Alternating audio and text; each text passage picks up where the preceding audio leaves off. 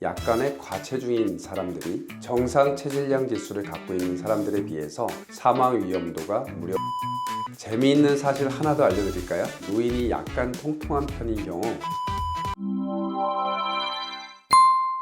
안녕하세요 여러분, 약과 음식을 함께 처방하는 요리하는 한의사 유승선입니다. 벌써 2025년 첫 달이 지나가고 있습니다. 건강이라는 것은 삶에 있어서 언제 이야기해도 가장 중요한 주제죠. 혹시 지금 건강에 신경을 쓰고 있지 못하더라도 지금이라도 건강한 식생활과 생활습관을 시작해 보는 것이 정말 중요합니다.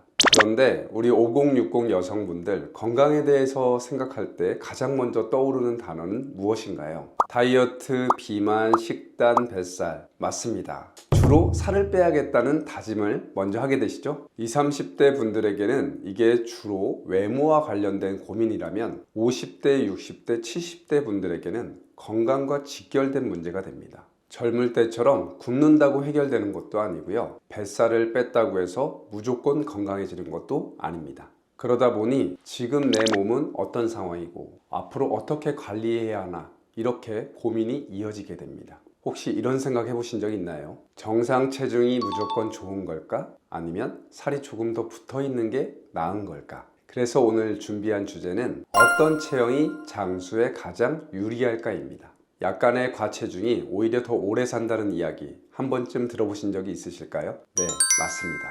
실제로 연구 결과가 그렇습니다. 그래서 오늘은 약간의 과체중이 장수에 왜 유리한지, 그리고 장수하는 사람들의 공통된 습관 중에서 우리가 실천할 수 있는 부분들에 대해서 이야기해 보려고 합니다. 체중과 장수의 비밀, 약간의 과체중이 장수에 유리하다. 의외로 과체중인 사람이 더 오래 산다는 연구 결과가 있습니다. 이 연구는 미국 러트거스트 보건연구소에서 20년간 50만 명의 빅데이터를 분석해서 연구한 결과입니다. 연구팀은 BMI, 즉 체질량 지수를 기준으로 건강과 생존율과의 상관관계를 살펴보았는데요. 그 결과 BMI가 25에서 27.4에 해당하는 약간의 과체중인 사람들이 정상 체질량 지수를 갖고 있는 사람들에 비해서 사망 위험도가 무려 5% 가까이 낮았습니다. 심지어 BMI가 27.5에서 29.9에 해당하는 거의 비만 직전의 사람들은 무려 사망 위험도가 7% 가까이 낮은 것으로 나타났습니다.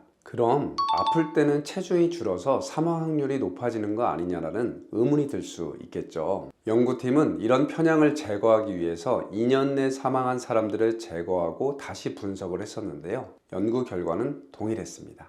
물론 BMI가 모든 걸 다 설명해주는 완벽한 지표는 아니라는 의견도 있습니다. 스탠퍼드대 연구원은 BMI는 임의적이라며 숫자로 사람의 건강을 단정할 수 없다고 했고, 영국 뉴캐슬대 교수 또한 BMI는 인구 전체의 건강을 측정하는 도구이지 개인의 건강을 측정하는 도구로서는 부족하다고 이야기하긴 했습니다. 심지어 미국 의학학회 또한 BMI만으로 비만을 진단하기보다는 허리둘레나 다른 건강 수치를 함께 참고해서 보라고 권고했습니다. 하지만 여기에서 중요한 건 비만이 아니라 건강한 과체중이라는 사실입니다. 즉, 근육량은 적당하고 체지방이 지나치지 않아야 합니다. 재미있는 사실 하나 더 알려드릴까요? 한 연구에서는 노인이 약간 통통한 편인 경우 질병에 걸렸을 때 더 잘 회복하고 면역력도 높아진다는 연구 결과가 있습니다. 병이 걸렸을 때 체력이 뒷받침해주기 때문이죠.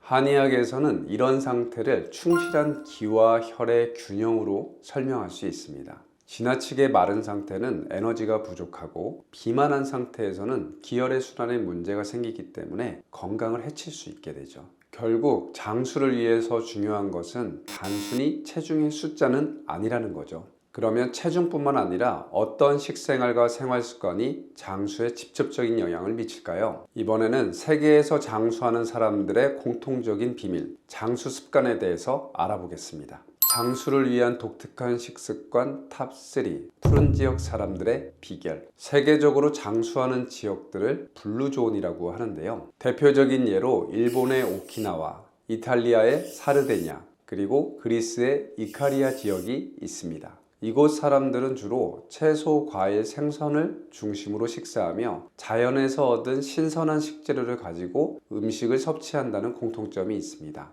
하지만 가장 중요한 장수 비결은 바로 소식입니다. 이곳 사람들은 식사할 때 80%까지 배부르게 먹고 멈추는데, 이것을 오키나와에서는 하라치부라고 해서 건강을 유지하고 장수하는 비결로 삼고 있습니다. 이 습관은 과식을 방지하고 몸에 과도한 부담을 주지 않으면서 소화기의 건강을 챙기는 데 도움이 됩니다. 한의학에서도 과식은 비위를 해친다라고 기록되어 있고, 적당히 부족하게 먹는 것이 장기적으로 비위 기능을 강화하고 건강에 이롭다라고 표현되어 있습니다. 과체중이 제일 장수한다면서 왜 갑자기 소식 이야기 하냐고 하시는 분도 있으실 텐데요. 소식은 단순히 체중 감량을 의미하는 것이 아니라 과도한 에너지 섭취로 인해서 생기는 몸의 부담을 줄여주고 소화기를 건강하게 하는데 초점이 맞추어져 있습니다. 여기서 중요한 건 건강한 과체중이라는 것입니다. 근육량이 적당하면서 체지방이 너무 많지 않은 상태를 의미합니다. 소식은 바로 이 균형을 잡아주는데 매우 중요한 역할을 하죠. 푸른 지역 사람들도 단순히 적게 먹는 것이 아니라 질 좋은 식사를 중심으로 적당히 먹는 습관을 통해 건강한 몸을 유지하는 것입니다. 신선한 채소와 과일, 단백질이 풍부한 생선을 섭취해서 몸에 좋은 에너지를 채우는 동시에 체중과 에너지 균형을 잘 맞춰주는 것이죠. 결론적으로 소식은 건강한 과체중 상태를 만들고 유지하는 데 매우 중요한 원칙입니다. 푸른 지역 사람들의 또 다른 장수 비결은 바로 견과류 섭취입니다. 이들은 호두, 아몬드, 피칸 같은 견과류를 매일 한 줌씩 섭취함으로써 심장 건강을 잘 유지하고 있습니다. 견과류에는 불포화 지방산이 풍부해서 나쁜 콜레스테롤은 낮춰주고 좋은 콜레스테롤은 높여주는 효과가 있습니다. 특히 심혈관 질환 예방에 중요한 역할을 합니다. 견과류에는 섬유질과 단백질이 풍부하기 때문에 오랜 시간 동안 포만감을 유지하게 도와주고 혈당을 안정적으로 유지시켜주기 때문에 체중 관리에도 도움이 됩니다. 한의학적으로 견과류는 정을 보충해 준다는 효능을 가지고 있습니다. 에너지를 보충하고 몸의 균형을 잡아주는 데 도움이 됩니다. 견과류의 항산화 성분은 세포 손상을 방지하고 노화를 늦춰주는 데 도움이 됩니다.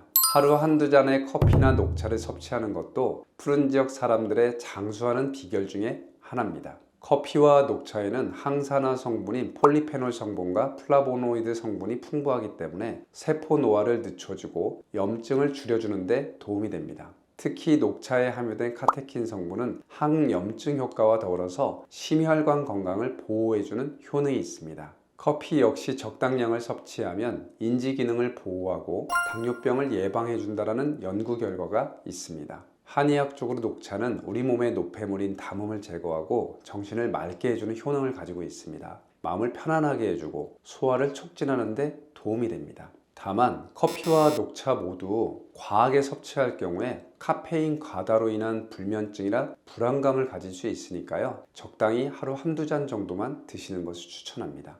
신기한 장수 식단 실전편. 아침에는 골드 밀크 오트밀입니다. 바쁜 아침 건강한 한 끼로 추천해드리는 메뉴는 골드 밀크 오트밀입니다. 만드는 방법도 아주 간단합니다. 오트밀에 강황 가루와 코코넛 밀크를 넣어주세요. 강황에 있는 커큐민 성분은 항산화 효과가 뛰어나고 혈액순환이 촉진되도록 도와주면서 몸에 있는 어혈을 제거해 주는데 도움이 됩니다. 여기에 코코넛 밀크의 건강한 지방이 장시간 포만감을 유지하도록 도와줍니다. 마무리로 블루베리와 견과류를 첨가하면 비타민과 항산화 성분을 다 챙길 수 있습니다. 점심, 지중해식 채소랩. 점심에는 건강과 맛을 모두 챙겨 먹을 수 있는 지중해식 채소랩을 추천합니다. 준비도 간단합니다. 통밀 또띠아에 구운 가지, 호박, 페타치즈, 올리브를 얹고요. 여기에 발사믹 드레싱을 한 스푼 더해주면 완성입니다. 지중해식 식단은 저속노화 식단의 대표 주자로 심혈관 질환에 탁월한 효능이 있습니다.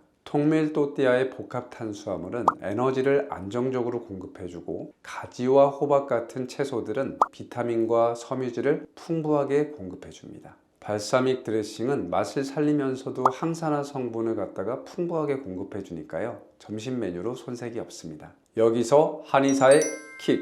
저녁 된장 연어구이. 바로 제가 저녁에 즐겨 먹는 메뉴 하나를 소개시켜 드리려고 합니다. 된장에 간장과 꿀을 섞어서 연어를 재운 뒤 구워 보세요. 오메가3와 발효식품이 만나서 완벽에 가까운 건강 한 끼입니다. 연어에 들어있는 오메가3는 심혈관 건강을 보호하는데 정말 중요한 역할을 합니다. 염증을 줄여주고 혈압을 조절해주고 뇌 기능을 보호해주는데 중요한 성분입니다. 이런 오메가3가 장수와도 연관이 많다는 연구 결과들이 매우 많이 있습니다. 그리고 된장이 발효식품이라서 장내 유익균을 증가시켜주고 소화 기능을 도와주는 효과가 있습니다. 특히 된장에 함유된 항산화 성분은 세포 노화를 막아주는데 탁월한 효과가 있습니다. 여기에 더해 된장과 연어는 둘 다 고품질 단백질의 공급원이 됩니다. 근육을 유지시키고 세포를 재생시켜주는 단백질은 노화가 진행될수록 정말 중요한데요. 이런 영양소 덕분에 근감소증 예방에 도움이 됩니다.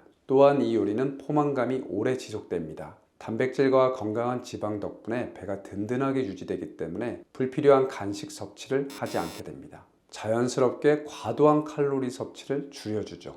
이렇게 오늘은 장수와 건강을 위한 식생활과 생활 습관에 대해서 알아보았는데요. 결국 중요한 건 체중의 숫자보다는 어떤 음식을 먹고 어떤 생활 습관을 유지하느냐가 건강한 내 삶을 만드니까요. 오늘 소개한 메뉴와 생활 습관들을 하나씩 실천하면서 건강한 몸과 마음을 만들어 보세요. 저는 다음에도 더 유익하고 재밌는 건강 정보로 찾아뵙겠습니다. 감사합니다. 잘 보셨다면 구독, 좋아요, 알림 설정 부탁드릴게요.